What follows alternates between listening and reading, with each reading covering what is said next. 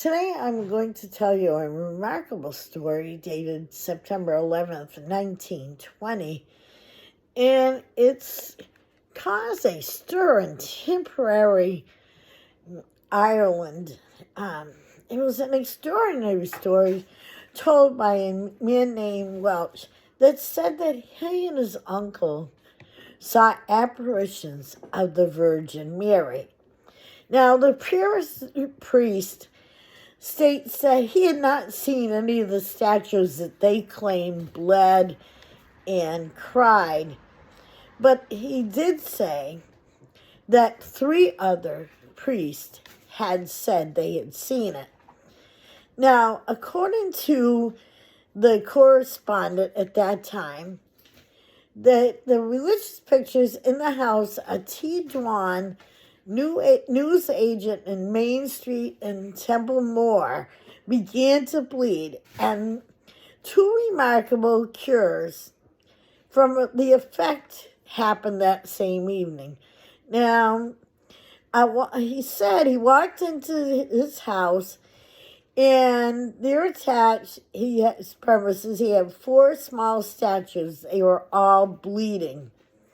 They were placed upon a table covered with a white cloth, and blood was coming from the mouth and hearts of the statues. It was the Blessed Mary, the commissioned also the Blessed Virgin with the child Jesus, and the 4th Saint Joseph with the Holy Child. So this is quite a story. This is a very religious town, and this is in Ireland. Now, Mr. Dwan states that the occurrences have been going on in his family and his family of his brother-in-law since July. On Wednesday night, he had an awful feeling that the premonition that he was to be the medium of giving their publicity. So he's worried because he's going to have to tell people, and he's wondering if people are going to believe him. And the next morning, he informed his nephew, who was terribly affected and collapsed. The boy then went upstairs, where, according to Mr. Dwan, the Blessed Virgin appeared to him. She spoke to him. I cannot tell you her words, but I know that immediately afterwards, all the statues in the house began bleeding simultaneously. After the statues in the house of my nephew up in Curringham began bleeding also. His nephew, James Walsh, about 19, was recently arrested and imprisoned without charge at trial in Warwood, where he underwent a trying hunger strike. Prominent townsmen assembled around the bleeding statues this morning and offered prayers about thanking God that the town was saved on Monday night, that none of them inoffensive people in Temple Moor suffered any casualties. So there's some talk that the priest says that 3 other priests have seen it, and then it goes on to tell about the reported cures. Now, the Thurius correspondent also asserts a little girl named Crow, who was in the last stages of consumption, was carried into the house and restored to perfect health. Now, consumption was a horrible disease and killed many. There was also a case of an old woman affected with paralysis and scabies, and she too was cured. The most remarkable story about this is that the correspondent states that Martin Monaghan told him the following things. I was in the Army and belonged to the Royal Irish Rifles. Being discharged 2 years ago, I was totally disabled from gun wounds to my left leg. The knee was broken. I was not being able to be operated on anymore. I was on crutches, suffered terrible pain. The night after the outbreak in Temple Moor on Monday night, The uproar had a great effect upon me. As I suffered from shell shock and I was brought to the military hospital, I returned the next morning when I heard of the miracle on Thursday evening, crawled across the street on Dwan's right opposite our house. I went in and I met the young Walsh, Mr. Dwan's nephew, who brought me upstairs and took me the crucifix, which was bleeding at that time. He rubbed it on my knee, then in great pain, and at the same to pray and say the 7 Our Fathers and Hail Marys in honor of the precious blood trickling from the cross.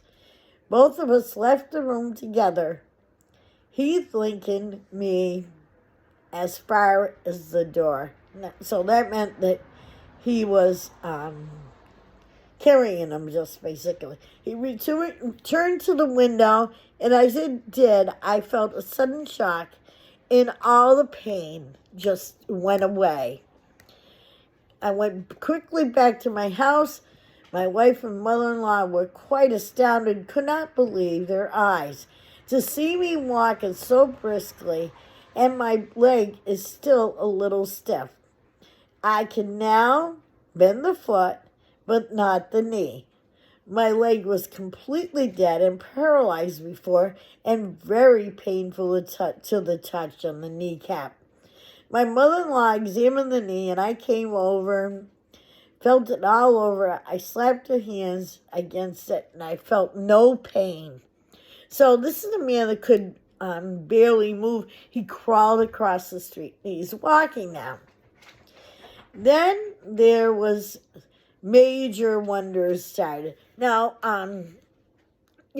once a couple of things happen, sometimes you have to take into consideration that one is tried out to the other.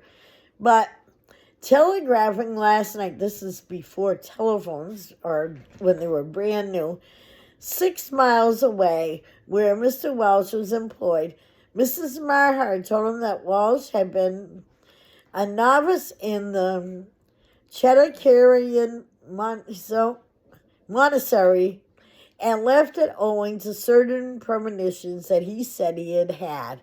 On July 4th, while on his way from Gallagher, she asserted that Walsh saw the Blessed Mary in the form of a man, and it was made known to him that the miracle of the Lord's would be repeated soon in Ireland.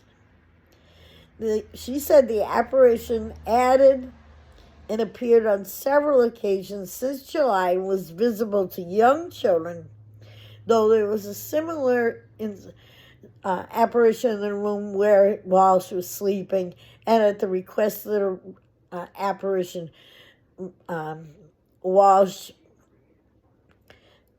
brought a spade to the spot on the floor in the bedroom, which was chalked up. He made a small hole in the shape of her heart, and immediately he was a great volume of water.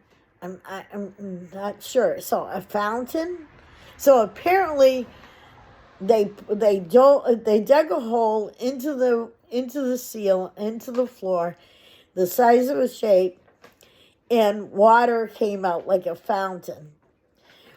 From then on, all the statues were bleeding, and even in the next room, there was the loud noise, and all kinds of things happened, but the apparition finally disappeared. I saw them today out of the correspondent. One of them is a crucifix, the other is a statue of the Blessed Mary. The water is dull in the well, and crowds visited the humble mountain home today to take water from it. There was a great rush to see Walsh, and when the people knelt around the statue, that he had a rosary recited in Irish. She told me that the outburst in the Temple Moor on Monday night, and with some of the statues from which the blood were coming to her house and taken by walls to Temple Moor, and it is believed that this action has saved the town from destruction.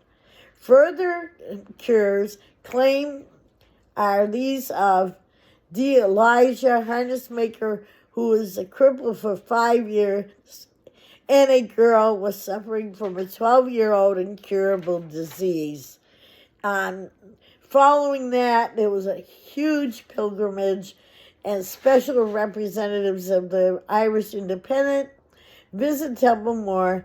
Says this town is strong with thousands of visitors.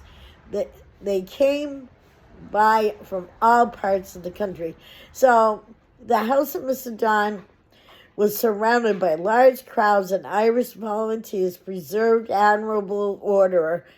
On a table in the yard was placed a statue of St. Joseph with the Holy Child in his arms, a statue of the Blessed Virgin, a crucifix, and a plaque of the Savior's head crowned with thorns. A butterfly improvised railing guarded the emblems. Many people knelt in prayers and touched the statues, and the persons with all classes, disease, came to the strifing person, and many said that they saw the same appearance, and there are dozens of reputable townspeople that back it up. The statue of the Blessed Mary is still said to be bleeding, and just it was quite a story. Now, I looked it up and I did not find much on it. This is 1907, but I would call it a miracle.